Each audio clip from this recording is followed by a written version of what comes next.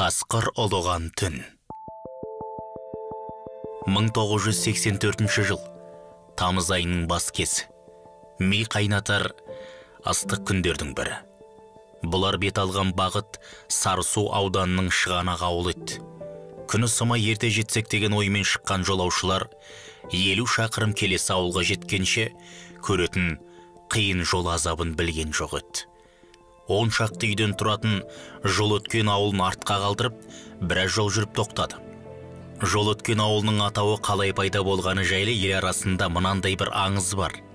Сәкен Сейфуллин Атаман Анненковтың азап вагонында 47 күн ажалмен арпалысып, 1919 жылғы 3 сәуірде Колчактың Омбыдағы түрмесінен қашып шығып, осы Шу өзені жағасымен бой тасалап өткендіктен жергілікті халық жол өткен деп атап кеткен.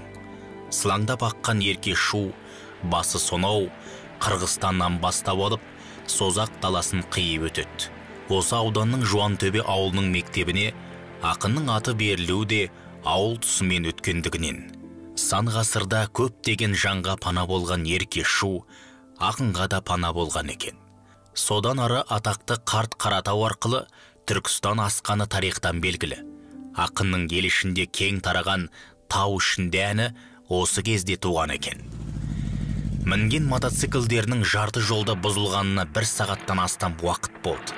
Жасы енді ғана 20-ға келген жігіттің бұзылған көлігін жөндей алмасына енді анық көзі жетті. Мотоциклдің шанағына екі бірдей баласын алдына алып үнсіз отырған жеңгесіне қарап, «Бітті, жүрмейді» деді. Ол кезде көлік аз, көмек берер ешкімде жоқ. Амалы таусылған әсет жеңгесі Маралға: «Ауылға мен мына тас жолмен жүрсем, шамамен 10 шақырымдай болар. Мен осы жолмен жүре берейін. Егер жолда көлік кездесіп қалса, сол көлікпен сендерді тауып алам. Сендерді жолсыз төтемен жүрсеңдер, шамамен 3 шақырымдай болып қалады» деп болжады. Бірақ ол ойлағандай ауыл жақын емес. Жолмен 20 шақырым, тура жолсыз 10 шақырымдай жер еді. Таңертеңгі сағыммен жақын көрініп тұрған ауыл сұлбасы ғана. Уақыт өтіп бара жатыр. Тірі адам тіршілігін жасайдының кебі келіп, мотоциклді жол шетіне шығарып, сексеуілдің шырпысымен көліктерін жасырған болды. Жолаушылар Алла жар болсын деп, екіге бөлініп, екі жаққа жүріп кете барды. Арада біраз уақыт өтті. Шөл қысып өздерімен жолға алып шыққан бөтелкедегі сулары таусылуға айналды. Екі баласының үлкені Ермек, жасы 3-ке тақап қалған ойын баласы да, ал кішісі Ерлан 1,5 жаста еді. Екі көзі бірдей көрмей қалған өте ызақор, ашушаң Ерлан алдына барған кісінің іліккен жерін тістелеп, алдын алса бетін тырналап тастайтын.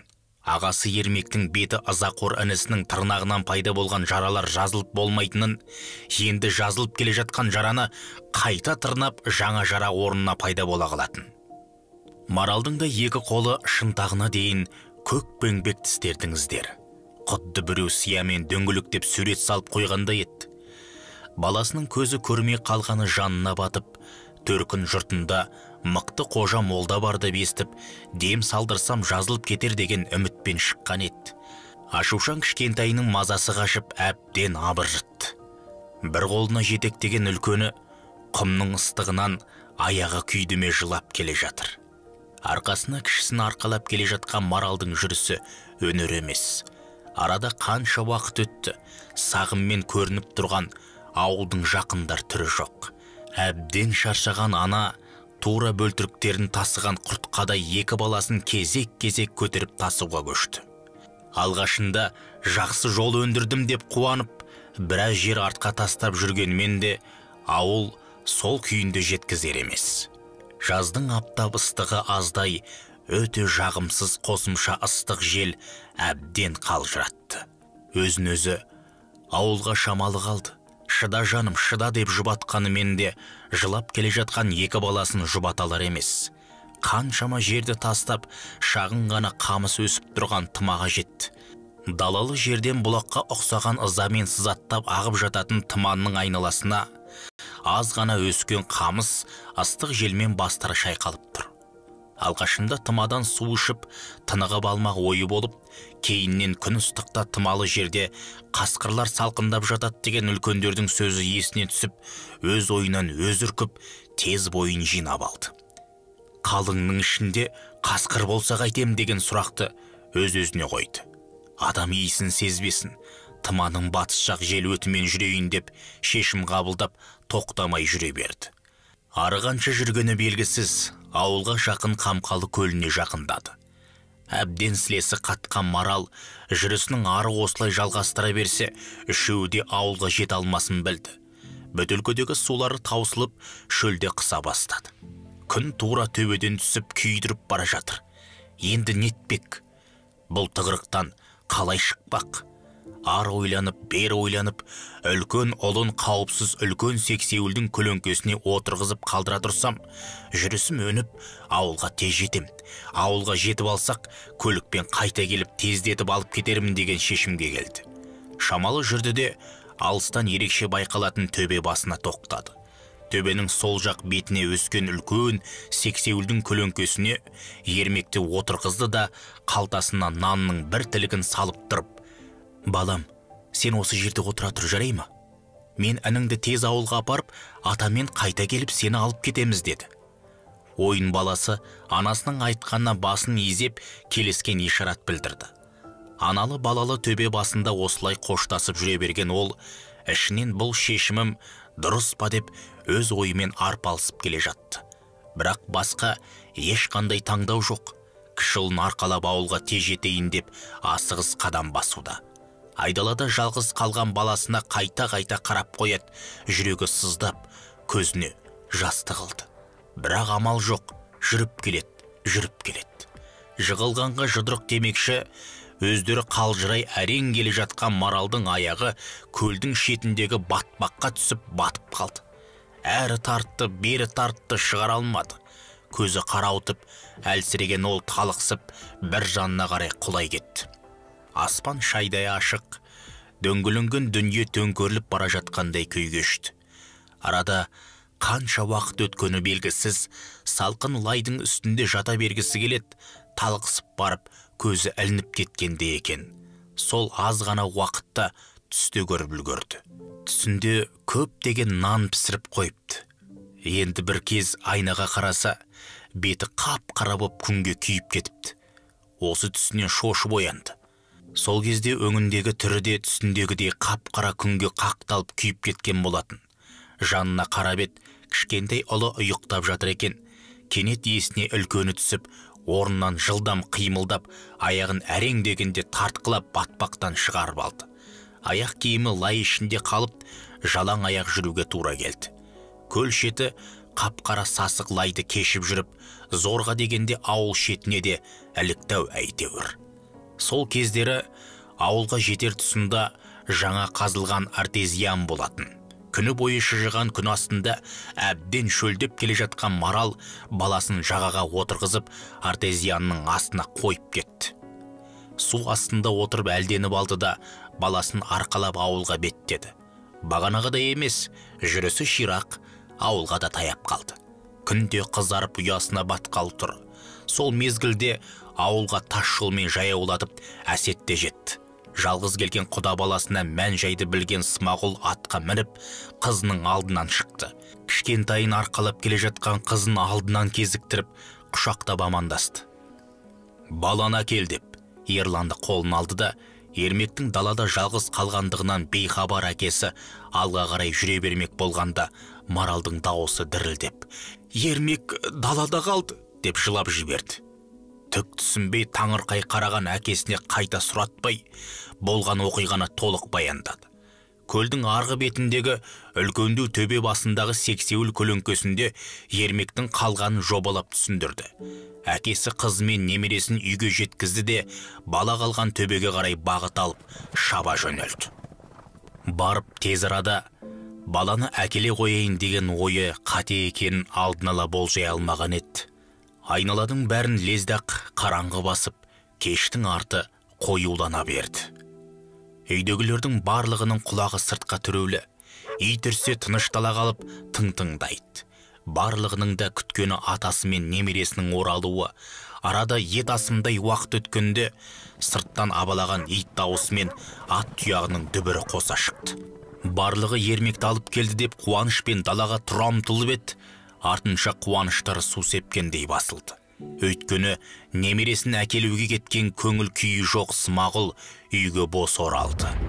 Маралдың бағанағы көрген түсі есіне түсіп, ана жүрегі шым ете қалды.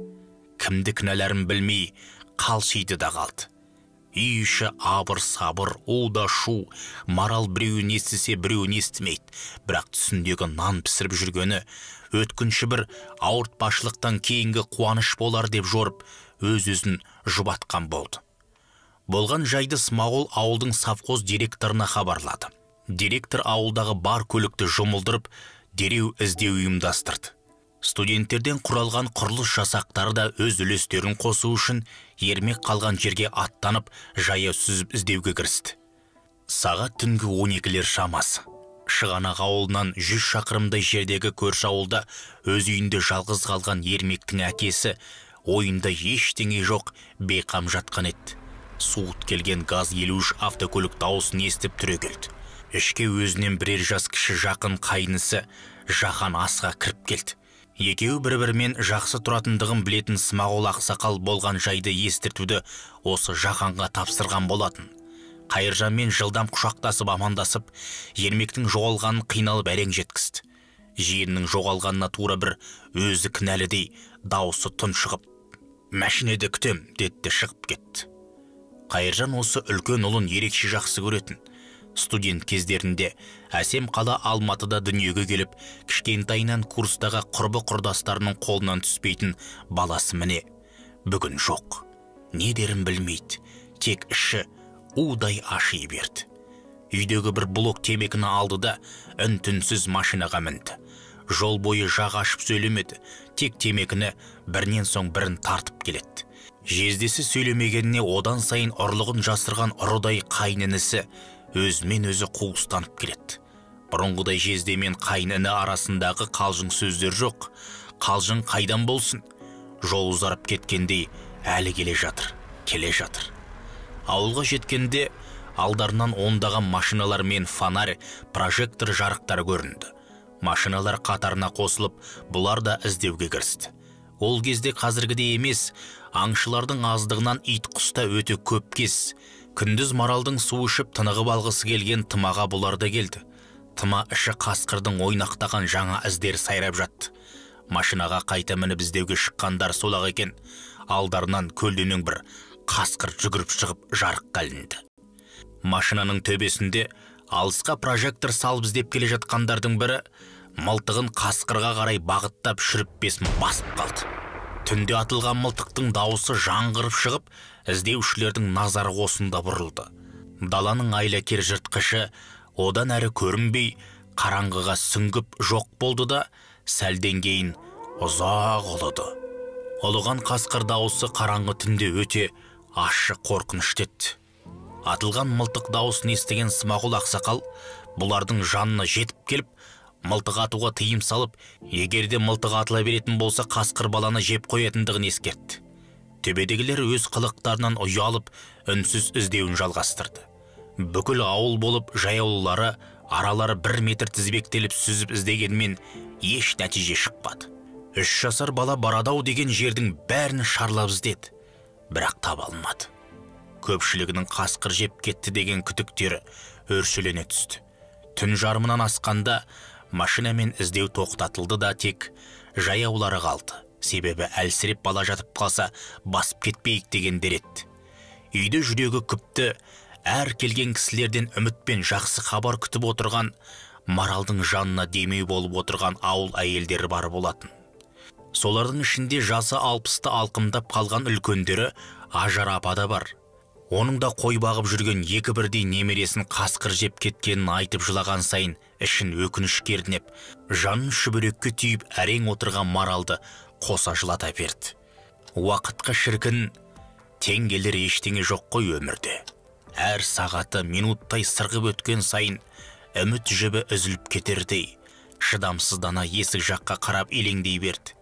Енді санаулы сағаттардан хабар болмаса ермегінен айырылған. Уақыттың қадірін енді түсінді. Одан жылдам ештеңе жоқ.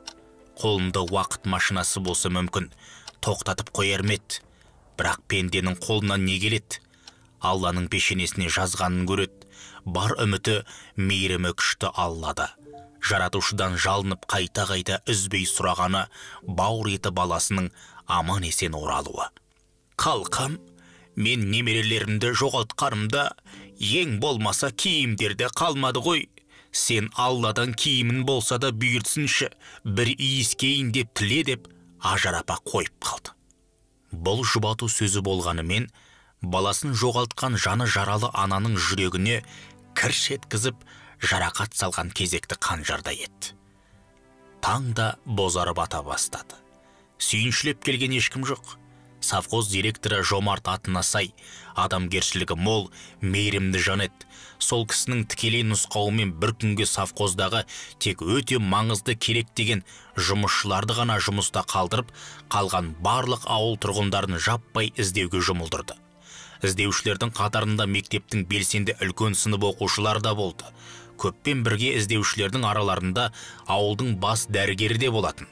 Сол дәрігер жеке қалғанда Қайыржанға: егер қасқыр жеп кетпесе, күн қызғанға дейін табылса бала тірі болар. Өйткені ер баланың ағзасы қызға қарағанда шыдамдырақ деді. Бұны естіген Қайыржан барынша жылдам іздеуге тырысып тыпырши берді. Ермек деп дауыстап айғайлай берді. Бұның жан дүниесін түсінген адам бір орында тұра алмас еді. Тұра алған да жоқ. Бәрі де тынымсыз, үздіксіз жылдам іздеп жүр. Көпшіліктің арасында тым болмаса баланың сүйегін тауып алсақ қой деген сөздер өзара шыға бастады. Уақыт іздеген сайын сырғып өте берді. Құдды көз алдында өз өмірі өтіп жатқандай еді. Әрине, көз алдында баласының өмірі өлім мен өмірдің арасында еді. Тек қана бір адам Алланың қалауымен бала отырған жерге тура бармағанда. Бір адам бағытын өзгертіп топтан бөлініп жеке іздеуге кірісті. Бұл көпті көрген соғыс ардагері, қарагер атына мінген Ермектің нағашы атасы Смағұл еді. Соғыста жүргенде бұндай шілденің ыстығында қаңтардың сықырлаған саршұнақ аязынды көрген. Ысқырған минаның жарықшақтары мұрнына тиіп сындырып өтіп, бір көзін ағызып, елге жалғыз көзбен оралған. Таңертең шығарында үлкен дәкемен жолға ыңғайлы 5 литрлік канистрмен тола су алып, ерге байлап шыққан еді. Айналаға әр тоқтаған жерінде соғыстан қалған жалғыз сау көзімен дүрбі салып, жан-жаған түгел шолып қарайды. Көзге тірі жан түспеді. Жаздың аптап ыстық күні шыжып дәл төбеге келді. Іздеуден еш нәтиже шықпады, бірақ үмітін үзбей іздеуін тоқтатпады. Кезекті бір тоқтап дүрбі салып тұрғанында төбе басындағы қарауытқан жалғыз нүктені байқады. Өз көзіне сенбей қайта қарап еді. Иә, расында бір нүкте көрініп тұр. Бұл ауылдың қыр сайын төбе жоталарын жатқа білетін адамға әлгі нүкте қуантарлық жаңалық еді. Қуанышы қойнына сыймады. Қарагерге қамшы басып, төбе басына қарай шаңдатып шаба жөнелді. Жақындаған сайын әлгі нүкте баланың бейнесіне айнала түсті. Қуанғаны соншалық, соқыр көзінен де шоқша сақалын жуа жас парлады. Бірақ тіріме деген сұрақ ойына сақ ете қалды. Төбе басына жеткенше осы сұрақ қайта ойына орала берді. Жақындап қалған ат тұяғының дүбірін естіген Ермек басын жай ғана көтерді. Баланың басын көтергенін көрген атасы: айналайын-ай, тірі екенсің ғой. Я Алла, мыңда бір рахмет, тілегімді қабыл алыпсың ғой, деп шексіз алғысын жаудырып, аттан қарғып түсті де немересін құшақтап сүйе берді. Бір тәуліктің ішінде терісі құрғап, көзі шүңірейіп, еріне құрғап жарылып әбден азып қалған Ермек «жу» деді. Жу дегені су екенін түсініп, атасы бірден су бермей, үйден алып шыққан дәкесіне шылқылдатып су құйды да сулы дәкемен баланы орай бастады. Әбден шөліркеген бала сулы дәкенің шетін аузына салып сорып жұта берді. Бірден суды балаға берер болса, денесі әбден құрғаған бала өліп кетуі мүмкін екенін соғыс ардагері жақсы білетін. Ермек жанында анасы жоқ болса да, жиі айтатын анасының сөздері есінен шықпағаны болу керек. Аяқ киімін шешіп, ішіне нәскиін салып, жанына жинап қойыпты. Марал есі енді кіріп қалған баласына, жатарда киімдерінде жинап қой деп үйрететін. Аталы балалы төбе басында табысып отырғанда, төбені бетке алып қалған іздеушілер де келіп жетті. Барлықтары баланың тірі екенін көріп, бір-бірлерін құшақтап, құттықтай бастады. Анасының берген бір тілім нанның жартысы желініп, жартысы қалтасында тұрған баласын құшағына басқан Қайыржанның қуанышында шек жоқ. Сол кездегі әкенің қуанышын тілмен жеткізу мүмкін емес. Өйткені бір тәуліктен аса жоғалған баланың көпшілігі сүйегін іздеп жүргені өтірік емес еді. Жоғалған бала табылды. Өз-өздеріне келіп мәз мейрам отырғанда, кенет есіне бірдеңе түсе қалып, жан-жағына ар-бері қараған Ермек: «Мотоцикл қайда?» деді. Немересінің бұл сұрағына атасының: «Өй, мотоциклің әкесінің аузы!» деген жауабы басқаларды күлкіге қарқ қылды. Атасы ақырын ғана: «Не көрдің?» деп қойған сұрағына немересі: «Күшікпен ойнадым» деп жауап берді. Күшік дегені шындығында қасқыр ғой деп көпшілік арасынан дауыстар шыға бастады. Өйткені сол төбеге жақын келесі төбенің етегінде қасқырдың апаны бар еді. Араларынан көк бөрінің тектілігі, жыртқыш болса да аналық мейірімі бар, балаға тимегендігінде деген дауыстар шығып, бас шайқап таңғалысып жатты. Алланың мейірімімен аман есен табылған баланың қалтасындағы қасиетті нанның титтей болса да септігі бар десті көпшілік. Содан ауылға сүйінші де жетіп, мәре-сәре болды. Баланы ең алдымен ауылдағы медициналық бекетке жеткізіп, денсаулығын тексеріп алған соң, Жайлаукөл ауылының ауруханасына жөнелтілді. Жайлаукөл атақты сазгер Илья Жақанов ағамыздың Жайлаукөл кештері әніне арқау болған шу бойындағы ауыл. Ыстық күнде шылқылдаған сулы дәкемен оранғаннан болу керек, өкпесі қабынғаны анықталды. Артынан егіліп жылап, Марал да жетті. Келген бойда: «Құлыным келе ғой» деп құшақтап бауырына баспақ болған баласы өкпелі кейпінен айнымай: «Кет, мені тастап кеттің» деп көпшіліктің көзінше теуіп қалды да теріс бұрылып қарамай қойды.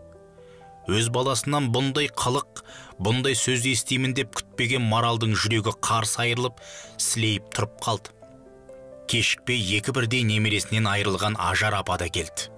Ермекті құшақтап: «Бұл маңда жалғыз менің немерелерім ғана емес, әйгілі қобызшы, күйші Ықылас Дүкенұлының баласын Шу өзені бойында бесіктен қасқыр алып кеткен» деді еңіреп жылап. Құлындарын жоқтап жылаған Ажар апаның ащы даусынан жиналған көпшілік көздеріне ерексіз жас алды. Арада 10 күндей уақыт өтті. Ермектің де денсаулығы жақсарып, ауруханадан нағашыларының үйіне шықты. Құдайға шүкір, айтысып, үлкен құран беріліп, ауыл тұрғындары бас қосты. Әңгіме арасында Ермекке ауыл тұрғындары Маугли бала деп лақап атта қойып үлгерді. Бір ауылды дүрліктіріп, түгелдей сабылтып іздеуіне себепкер болған Маугли көпшіліктің не үшін жиналғанымен жұмысы да жоқ еді. Есік алдында ойнап жүрген немересін нағашы атасы көтеріп тұрып: «Сен өліп тірілген баласың, сен 100 жасайсың» деп маңдайынан сүйді.